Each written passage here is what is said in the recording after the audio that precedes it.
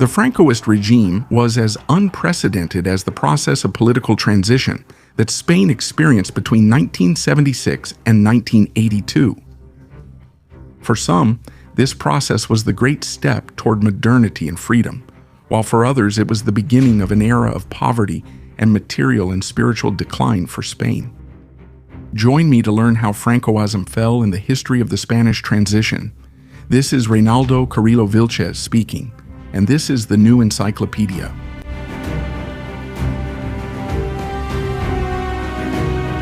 After having ruled for almost 40 years, since the end of the Spanish Civil War in 1939, and after having built a solid regime full of controversies, Francisco Franco, known as El Caudillo, in the first half of the 1970s, was living his final days. And without the Spanish people knowing it, these were also the final days of the political, economic, and social system that had been built around him. However, Franco's succession was not a matter taken lightly by the Francoist regime. On the contrary, it was a matter of great importance that they tried to plan meticulously from the very beginning of the Francoist regime. The first sign of the evolution of this debate appears in 1947 when the law of succession to the headship of state is enacted, which establishes that Spain is legally a kingdom, but that Franco is its lifelong head of state. And as such, he has the authority to decide and appoint who would be his successor. For his part, Juan de Borbón, who was the son of King Alfonso XIII, who had left Spain in 1931 after the establishment of the Second Republic, and who had died in 1941, had demanded that Franco return power to the crown. However, Franco firmly refused Juan de Borbón's demand and made sure to restrict the heir of the House of Bourbon from ascending to the throne, which created one of the first major conflicts regarding the legality of the Francoist regime. In this context, and under pressure from traditionalist and conservative sectors, as well as from the royal house itself, Francisco Franco met with Juan de Borbón, and in 1948 did they agree that the son of Juan de Borbón, who was then a 10-year-old boy, Juan Carlos de Borbón, would be the one, not only the successor of Franco after the death of the Caudillo, but also the one who would officially restore the Spanish crown as the main governing body of Spain, since, as we said, Spain was a kingdom, but it had no king.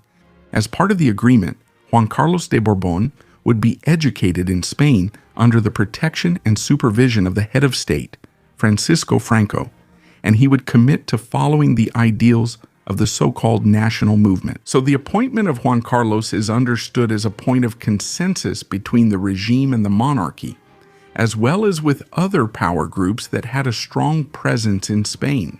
Business groups and internal secret societies, as well as the main foreign powers.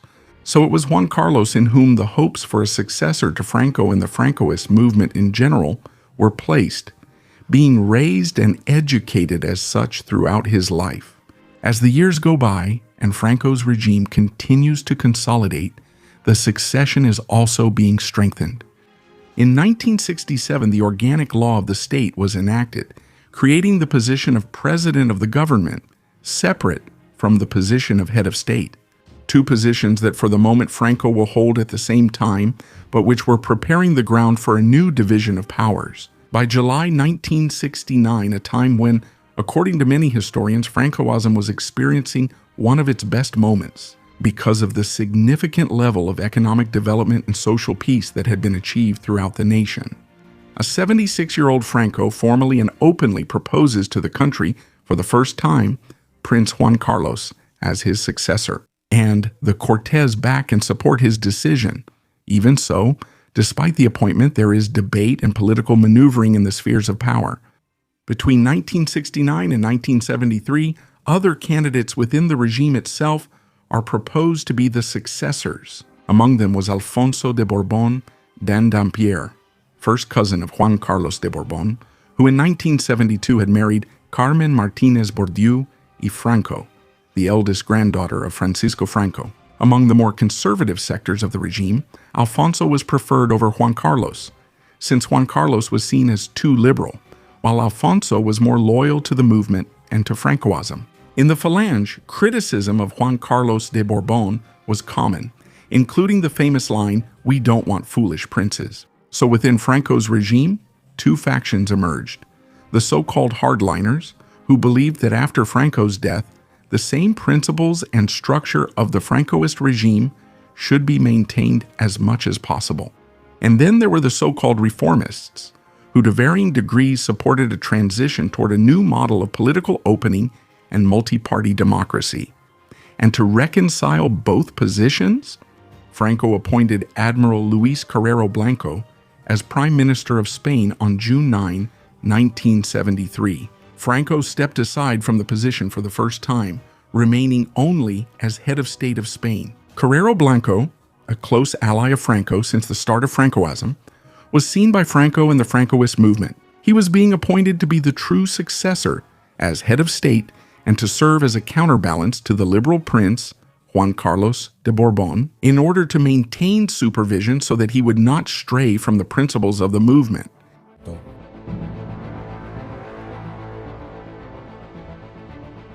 However, this Spain of 1973 was not the same Spain as in the 1940s or 50s, and multiple factors turned against the octogenarian Franco, triggering the beginning of the end of Francoism. First of all, internationally, the United States and several European countries constantly pressured Spain to change its model toward a more open democracy with civil liberties. For example, by actively condemning the infamous trials carried out by Francoism against groups that had killed public order officials. At the same time, some of these groups from foreign powers that opposed Francoism coordinated with the internal and clandestine opposition that existed in Spain. This was carried out by parties such as the Spanish Socialist Workers' Party and the Spanish Communist Party, both of which were illegal under Spanish law at that time. And these groups began rebellious activities from the unions, from the universities, and from different places throughout the Spanish provinces. Armed political groups such as ETA, FRAP, and Grapo emerged, initiating various activities such as attacks, kidnappings, and homicides. This created an atmosphere of unrest that broke the social peace that had been achieved for many years in the last decades in Spain. And even within the church itself, which was one of the historical pillars of Francoism, and for whose defense, among other reasons, the national uprising of 1936 had taken place, it began to turn its back on the Franco regime. Ecclesiastical authorities like Cardinal Vicente Tarancón and even the Pope himself, Paul VI, publicly disapproved of the Franco regime and acted against it. But the decisive turning point happened on December 20, 1973, when the president of the government of Spain, Luis Carrero Blanco, was assassinated in a bombing while driving his car by the armed group of Basque separatists known as ETA, with alleged complicity from foreign actors who sought to leave Juan Carlos de Borbón as the only clear leader after Franco's death. And with Carrero dead, the hope that Spain would continue to follow the principles of Francoism after the death of the caudillo also died. In place of Carrero, Franco appoints Carlos Arias Navarro, who had a more ambivalent character, was less rigid, and had less leadership than Carrero Blanco. With things as they were, in a regime that had already fallen into a spiral of disapproval, insurrectionary moods, and political violence, Francisco Franco died on November 20-20, 1975, from an irreversible cardiac arrest. The news spread throughout Spain and the entire world amid reactions of joy and sadness. It is Arias Navarro who announces on national television the historic Spanish phrase, "Franco has died." With that phrase, not only did the controversial life of the caudillo end, but the process known as change and restructuring for Spain also began. It was the beginning of the Spanish transition. 2 days after Franco's death, on November 22, Prince Juan Carlos de Borbón is proclaimed both King of Spain and head of the Spanish state by the Spanish Parliament, as provided by the succession law. The now King Juan Carlos coexists in his first months with the government left by Franco. So he reaffirmed Arias Navarro as president of the government, and in turn, Arias Navarro reaffirmed most of his cabinet. In these weeks and months of some political and social uncertainty in Spain, but above all, in many negotiations, conversations, and intrigues. Arias Navarro insisted on carrying out a series of reforms that would allow, in his words, the Franco regime to adapt to the new times, in what some historians have called Francoism without Franco. In these reforms, Arias Navarro proposes an opening for citizens to organize politically, but at the same time he banned political parties that did not swear loyalty to the principles of the national movement and reaffirmed the prohibition of the Communist Party and the PSOE. In turn, Arias Navarro introduces institutional changes in the Spanish parliament, for example by increasing the number of representatives. He also introduces changes in the unions, allowing new professional associations, but maintaining the ban on left-wing unions like the UGT. And he carries out changes at the local level, increasing the autonomy of the provincial councils. But these reforms by Arias Navarro do not please the Francoists, who were still a formidable political force, nor do they please the opposition, both from the left and the right. And a scenario of rampant demonstrations and workers' strikes began to develop, with people demanding more freedoms and also calling for amnesty. In response to this, King Juan Carlos de Borbón urges Arias Navarro, the prime minister, to resign in the face of the social protests, and he decides to appoint the lawyer Adolfo Suárez as the new prime minister on July 5, 1976.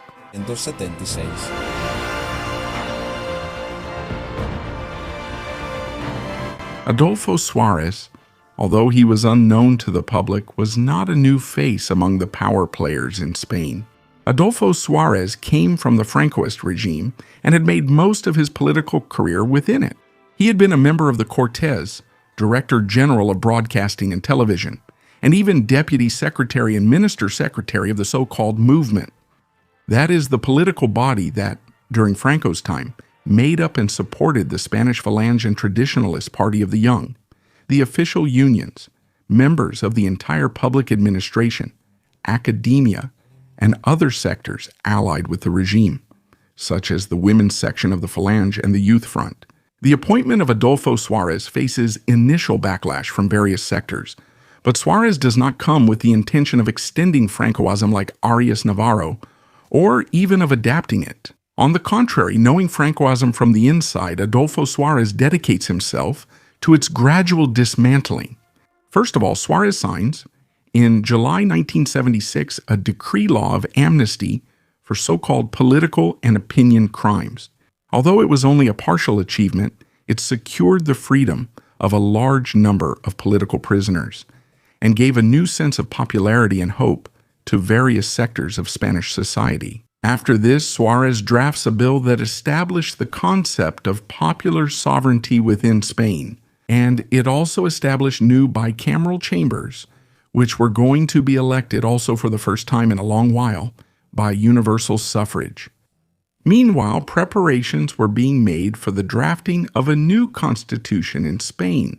This bill was approved on November 18, 1976, by the Spanish chambers that dated back to Franco's era, dissolving themselves immediately upon the approval of this decree. Then on December 15, Suárez held an unprecedented referendum to ratify this law, which was approved by 94% of Spaniards. With the chambers dismantled between January and April 1977, Suárez focused on eliminating several Francoist institutions that still remained.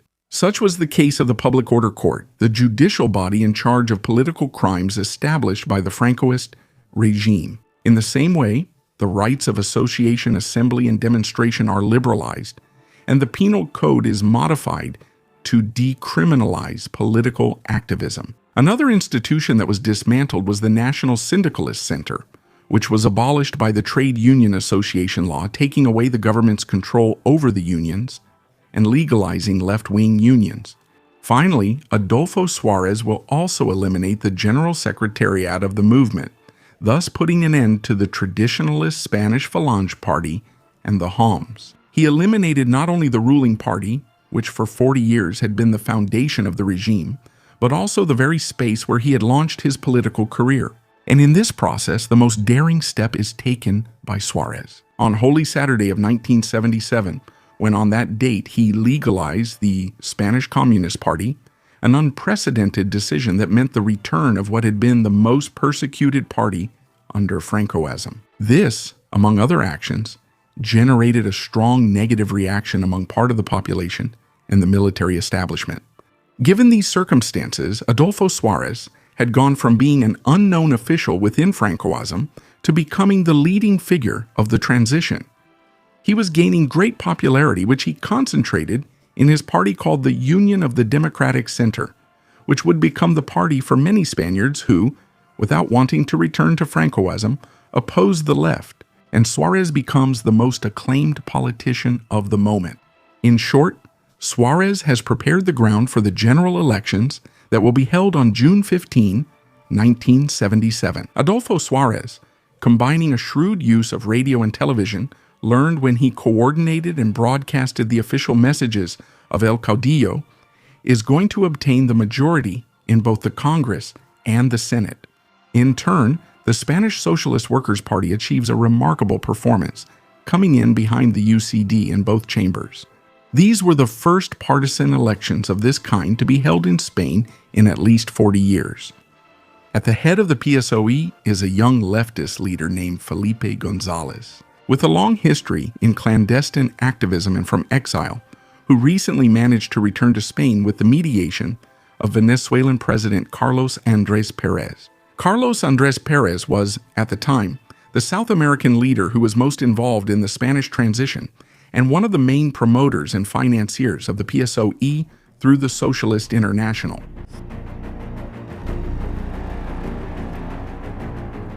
With Congress and the Senate formed, Suárez is going to proceed with one of the most momentous and controversial decisions of this entire process, the drafting of a new constitution for Spain. It is worth noting that as an important step prior to the drafting of the new constitution, Suárez enacted a law of absolute amnesty on June 15, 1977. This law protected both the last political prisoners of Francoism and also the officials of the Francoist regime who were involved in accusations of abuses and crimes committed in the exercise of their duties. Suárez believed and expressed that the Spanish reality regarding repression, conflict, and the excesses of the regime deserved a clean slate. Returning to the Constitution, it began to be drafted in August 1977 by a team of 7 constitutional framers who included representatives from all factions of Congress, with members from the UCD, the PSOE, the Communist Party, and the Popular Alliance, the party of the so-called post-Francoism, who would dedicate themselves to this task. The first draft was received by Congress on January 5, 1978. From this point on, it would be discussed throughout the year.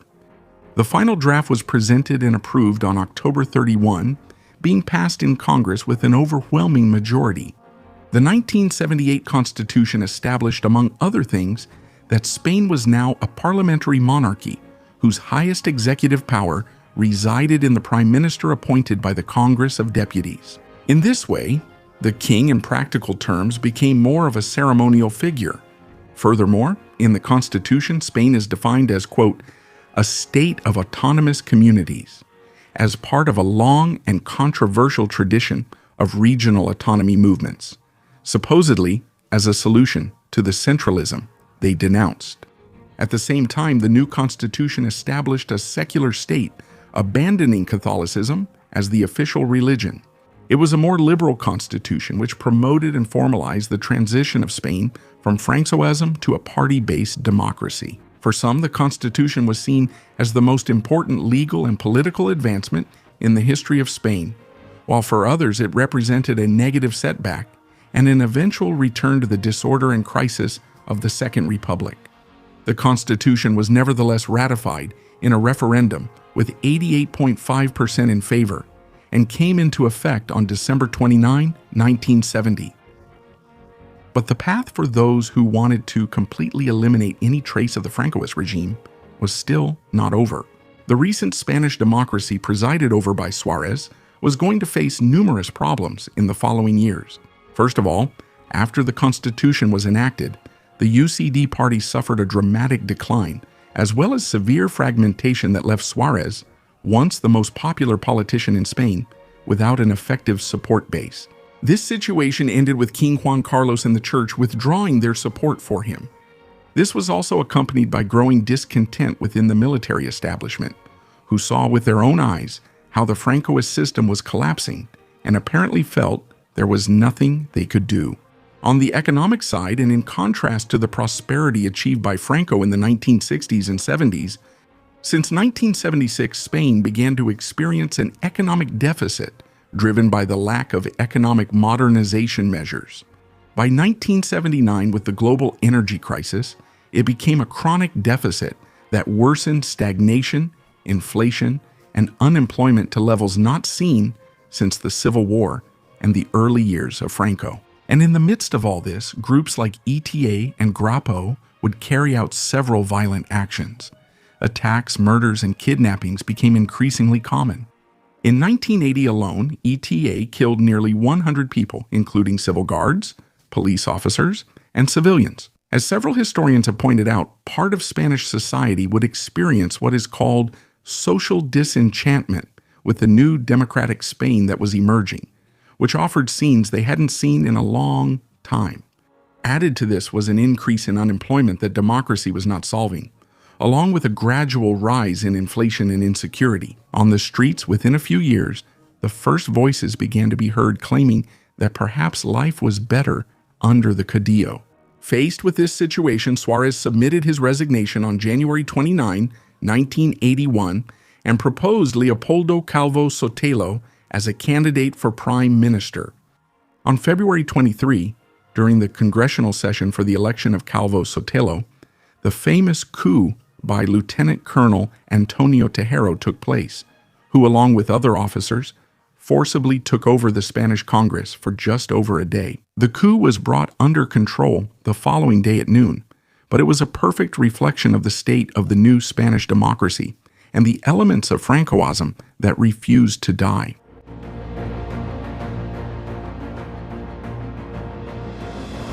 Once normality was restored, Calvo Sotelo was sworn in as Prime Minister of Spain on February 26 and began his term. But Calvo Sotelo's administration would be a continuation and proliferation of the problems that began during the Suárez era. In the almost 2 years it would last, the UCD, the party of both him and Suárez, ended up collapsing completely. After decisions such as Spain's entry into NATO, condemned by the leftists, and the legalization of divorce in Spain, condemned by conservatives and Christian Democrats, supporters of the UCD. By August 1982, the Congress of Deputies was stagnant and unproductive. Calvo Sotelo had lost all his legislative support, Suárez had left the UCD and created his own party, and the leftists were blocking any proposed legislation. Thus, on August 27, Calvo Sotelo went to the Zarzuela Palace and asked the king to dissolve parliament and call for early general elections throughout Spain. It is at this moment that the PSOE, stronger and more united than ever, is going to sweep the elections on October 28, winning 202 out of 350 seats. The UCD is going to disappear completely, and the other parties will be overshadowed by the PSOE. Felipe González, the absolute leader of the PSOE, is thus elected by the Socialist Majority Congress as president of the government of Spain and is sworn in before the king on December 2, 1982. He began his term, which, thanks to re-elections, would last for 14 years until 1996. With the fall of the UCD and the last government leaders from the Franco era, and with the rise of Felipe González's PSOE, historians usually mark the end of the Spanish transition, a period full of highlights, shadows, and gray areas, which began even before the death of Franco, the military man who once ruled. According to some, he was going to save Spain from ruin and anarchy, and according to others, he was going to plunge it into a bloody and dark dictatorship.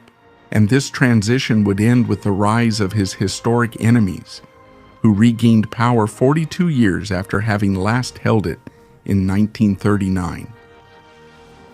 Thank you all very much for watching this video. I remind you that you give us great support by leaving your comments, giving it a like, subscribing to the channel.